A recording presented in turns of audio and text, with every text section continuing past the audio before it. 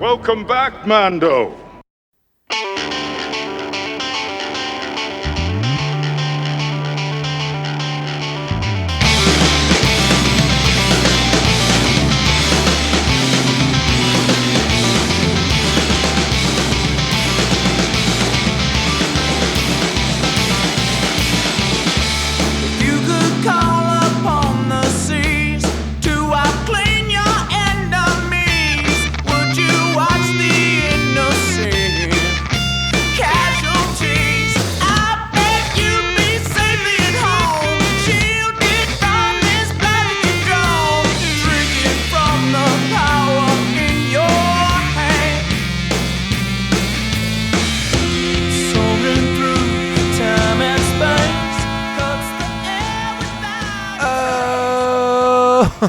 Oh, greetings, Bucketheads.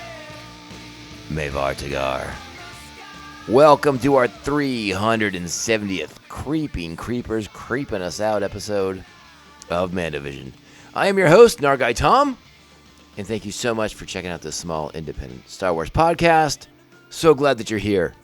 Reach out to us on the socials, Mando_Vision on X and Insta, MandoVision at Blue Sky, and of course, you can email the show, MandoVisionTom@gmail.com. Make sure to like, subscribe, follow, and share this show with all the Mandalorians in your covert.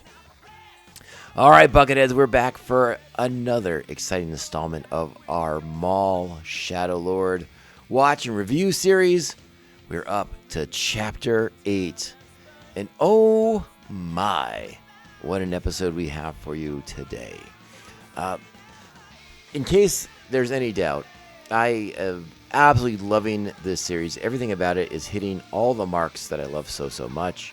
The animation is spectacular. The scripts, the direction, the music, all of it has been so well executed and fits the show with its tones and themes. And it's just been a real pleasure to watch these shows. And I've been really excited that we're getting 2 episodes a week. Yes, it's hard for a podcasting platform with somewhat limited free time to do episodes, to do 2 episodes of a show a week. But hey, I'm not complaining, because getting 2 episodes of this show to watch has been a delight, as opposed to the standard sort of once a week operation that typically unfolds before us. So very, very excited. And the show's been, it's just hitting all the right buttons for me. I don't know if you're feeling the same way, if there's something that you're wanting to see from it that we haven't gotten to yet, or if there's something that you would like to see them explore that they haven't hit on yet. I really enjoyed this episode. We get into some of Maul's psychology, some of his traumas, if you will, some of his past experiences that continue to haunt him to this day, to drive him and motivate him to this day. Again, not necessarily a deep dive. You know, Maul is sort of the constant in everything. You know, he's a character with limited growth capabilities, as we have discussed. And as has been discussed sort of ad nauseum via many other podcasts and interviews that with the creatives on the show, again, he's sort of a force of nature at this point, where there's not going to be a lot of deep diving into his psychology and him learning and growing from it. Maul's reactions and Maul's thought process still sort of stays the same, in that I am fueled by vengeance. And maybe my vengeance changes a little bit, but it's still vengeance. You know, like maybe I paint myself, as he does in this episode, as more of the good guy, because I'm gonna stop Sidious from doing what he did to me to others. And you're like, okay, well, you can justify it any way you want, but it's still, you know, hey, you're still Maul doing Maul things, and that's sort of the key thing to it to keep in mind. Otherwise, things are plugging ahead. Next week is our big finale on Star Wars Day. May the 4th be with you. The final 2 episodes of Season 1 of Maul Shadow Lord come out, and we will, of course, discuss them here on the podcast. I hope to do it in a bit more of a, hey, it's here. You know, I'll try to drop the episode 9 review as early as possible, and I think I may even drop episode 10 review same day. We'll see. I might space it out. It sort of depends on how things go. As I talked about yesterday, staying up late has been something of a challenge. So that does put me behind the eight ball a little bit because there are, even though I don't have work currently on Mondays, there are still plenty of things I need to do before I can record a podcast. So we'll see if we can't get things lined up a little bit better. So maybe we can crank out both of those episodes on the same day. We'll see. I suspect that spacing out is not a bad idea because not everyone's home on Monday to watch them. You guys are probably all waiting to get home later on. So let's go ahead and get into our episode particulars so that we can talk about the episode. What do you say? This is Star Wars Maul, Shadow Lord, Season 1, Chapter 8, The Creeping Fear. Original air date April 27th, 2026. Yesterday I misidentified the date of the episode. I said April 26th. Should have been April 27th, but there you go. This episode written by Jennifer Corbett, directed by Sal Ruiz. Our primary cast for this week: Sam Witwer, A.J. Lacascio, Alistair James Murden, Avery Kid Waddell, Charlie Bushnell, Christy Metopoulos, Clancy Brown, David W. Collins, D. Bradley Baker, Dennis Haysbert, Ewan McGregor, very briefly, Gideon Adlon, Pamela Adlon, Richard Ayoade, Steve Blum, Vanessa Marshall, Vanessa Marshall, and Wagner Mora. Our plot for this week's episode: a hasty escape plan proves dangerous, while an isolated Maul regroups. And yeah, he sure does. All right, friends, you know what that means. It's time. Strap on your buckets. Let's go. Get out of here. We'll hold them off. You're going to have to relocate the covert. This is the way. This is the way. All right, so we basically pick up right where we ended on the last episode, which is Maul on his knees in what appears to be a surrendering gesture, and the Inquisitors closing in on him. 11th brother, first brother, and Maruk saying, surrender is not an option because Sidious, the Emperor, wants you dead. And these are words that hit Maul, I think, a little bit harder than maybe he even expected them to, because as the episode moves on, we see how much they sort of haunt him and stay with him. But Maul is not in a surrender pose because he wants Sidious dead too, and so he sort of has lured the Inquisitors closer to him, and then with his hands up, he makes the fist and pulls the ceiling of the cavern down upon them. It doesn't crush anyone. On the episode last week and this week, we see the Inquisitors turn to flee. But this time we also see Maul turn to flee and exit the cavern, and takes quite the leap, the leap of faith, if you will, out of the cavern towards certain death, it might appear. But he engages his lightsaber and begins twirling. We don't really see what happens next. We just know that Maul plummets to the bottom of that underground cavern that they are in. It's really a really cool visual, to be certain. And then we resume with the Empire hunting for Maul, Spybot observing, and Lady Cass rounding up Icarus and the remaining Mandos, and Vario, who's been with us the whole time. We didn't talk much about Vario's presence with the group last time, but he's been hanging around doing things. And it's important to point out also that it was only a small group of Mandalorian mercs that deserted Lady Cass and tried to escape on their ship before getting blown to smithereens. So there are still some Mandos remaining in the group. We find out that, yes, of course, Maul has survived. His leg damage from the battle and the knee damage he incurred against Master Daki still hampering him severely. He's reeling from his near defeat, and he sees his reflection in a puddle nearby. And he sees that reflection and just says, "I hate you," before wiping it away. And a really telling moment into Maul's psychology of just how much he dislikes himself for what he has become. And we get to explore that a little bit as Maul sort of is on this journey to reunite with his the rest of his syndicate, I suppose would be the best way to put it. You don't want to call them friends or allies necessarily, though allies probably does apply. But it also has allies also has more of a friendly connotation than maybe Maul would want it to have. But we start to peer into Maul's mind a little bit in this episode and see those things that drives him, that haunt him, that motivate him. Do they change him? Do they allow him to grow? No, he's held back by these things. And I think that's indicative of why when he sees his reflection, he says, "I hate you." Meanwhile, back at the Ch.8 Civil Defense headquarters, again, in a sort of shorthand, I refer to them as the police in our previous episodes. Again, it's just as a shorthand. I am well aware that it is the Ch.8 Civil Defense, but who really wants to say Ch.8 Civil Defense all the time? Police is just, to me, a nice shorthand. We see Riley being interrogated by the 11th brother. We don't see much of the interrogation. Just Riley in the dark room and 11th brother entering with his crow-like visage. And then we cut away. Lawson, meanwhile, Brander Lawson, and Docky and Devin wait for TB to answer the comm. But Lawson's been growing impatient, and this time when the comm chimes, they assume it's TB, Two Boots, but it's not. It's Rena Soul, and she has a transport, but it leaves in 2 hours. Lawson wants more time. He needs to get Riley out of the holding cell that he's in. But Rena is adamant that it's 2 hours and it's leaving with or without you. Docky warns that the Empire is expecting Lawson to make a move.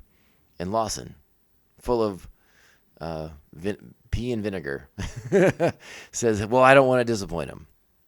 Meanwhile, inside of the Ch.8 Civil Defense headquarters, Two Boots is beginning to understand that the Empire is not exactly what he thought they were. He has a conversation with Officer Wade and explains how the Empire is the ones not following protocol, and he's going to go bring it up with Chief Kleiss. And that's when Wade is like, what is wrong with you, dude?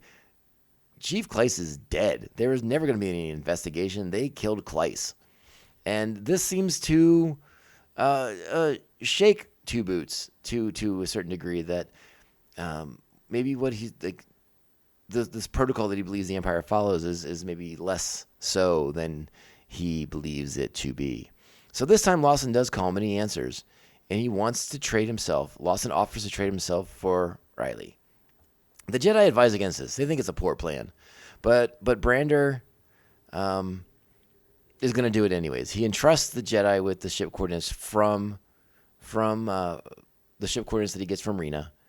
And he makes Docky promise that Riley's going to be on it. And so Docky sends Devin to go acquire a transport that can get them to the ship quickly, as he expects there to be a bit of hustle required after getting Riley out of the police station. This is when Two Boots decides that, you know what, maybe I have assessed this all wrong, and it's time to rescue Riley. So that's what he goes and does. Meanwhile, we cut back to Maul, who continues to be hunted by visions of his training and abuse at the hands of Darth Sidious. Flashes to Kenobi, flashes to him and Savage as a child, the death of Savage. And it seems to, again, Maul is a character not quite capable of growth. So he just seems to double down on his anger towards Sidious. And this is sort of that moment that we talked about. Yeah, we'll just go down. We'll just end there, right, with sort of him doubling down on that anger. Meanwhile, Devin tries to steal a speeder transport from a group of what I think are Abyssians. I'm not convinced that they are, but I will keep you posted. And if I have made a mistake, I will correct it. So it's funny, she's going to fight this Abyssian and the alleged Abyssian, and then 2 or 3 more join the fray. And we don't even see the fight. We just see them down and beaten and broken, and her taking the transport. TB, that's my shorthand for Two Boots. Two Boots is awkwardly escorting Riley through the detention center, saying it's prisoner transport. The TK stormtroopers don't quite buy that, so that's when Two Boots stuns them, and stuns a couple more on the way out. And they go outside, and Brander's waiting, and he's like, okay, like, here's the deal. You're going to go with the Jedi, and I'm going to go back in there with Two Boots. And the stormtroopers come out and start firing, and Two Boots says, hey, by the way, the deal's off. We got to go. So everyone takes off from the Civil Defense headquarters, and that's when Devin shows up with the transport. And beats. There's beats in that transport, too. Wipes out the TKs. Speeder bikes pursue. And it's another fun chase sequence of the show. They've been doing, I think, a really great job doing chases in the series so far. And so we get a great one this time with our heroes in the stolen transport, in the stolen speeder, with speeder bikes in pursuit, gunships in pursuit. There's a great move by Master Daki where he wipes out one of the speeder bikes and then force lifts / throws the speeder into the gunship, enabling their escape. Meanwhile, back in the tunnels, Maul again, dealing with his leg damage, hearing voices of Sidious, and seeing his younger reflection in water this time around. And that younger reflection apologizes. And Maul sort of forgives himself for what he's become to a degree, I think. It feels like a sort of a form of survivor's guilt to an extent. Again, Maul is a psychologically complex character to a degree. Is it survivor's guilt, or is it sort of just like the trauma bonding / healing that he's going through with himself?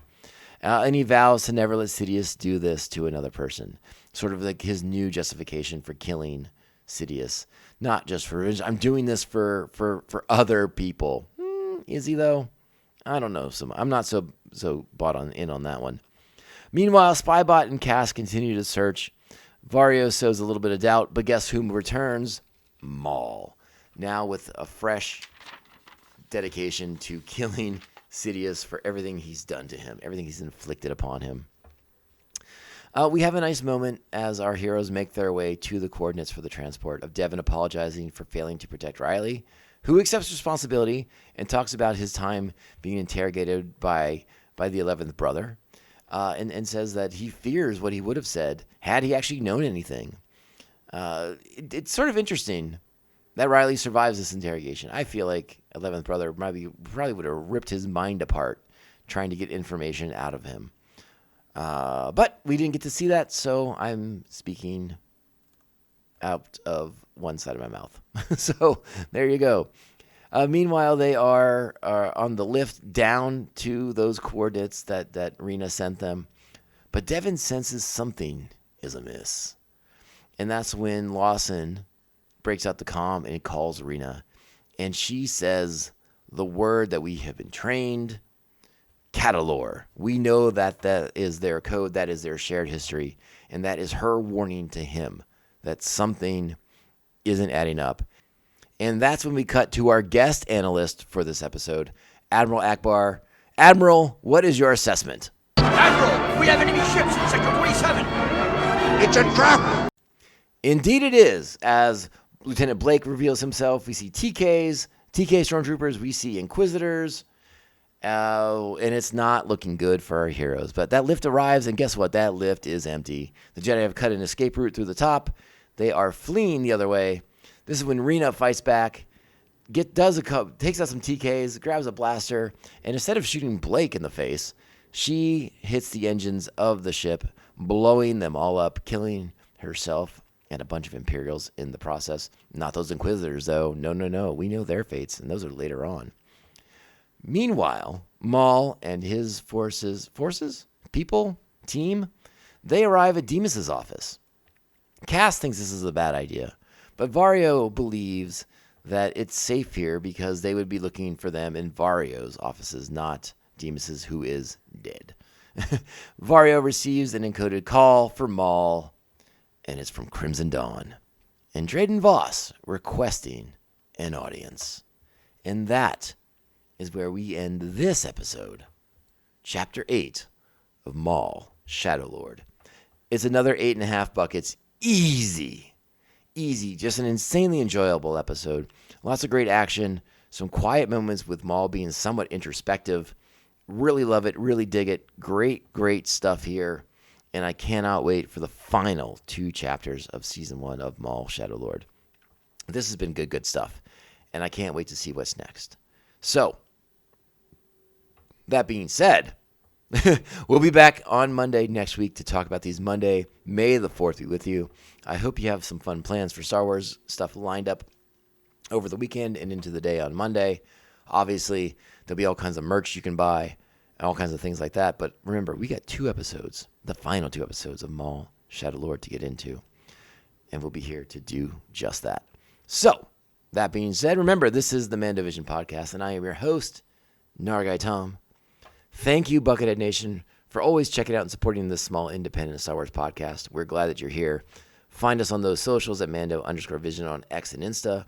Email me at MandoVisionTom@gmail.com. Make sure to like, subscribe, follow, and share this show with all the Mandalorians in your covert, and if possible or so inclined, sweet 5-star reviews. They help us stand out and not get lost in the intergalactic shuffle.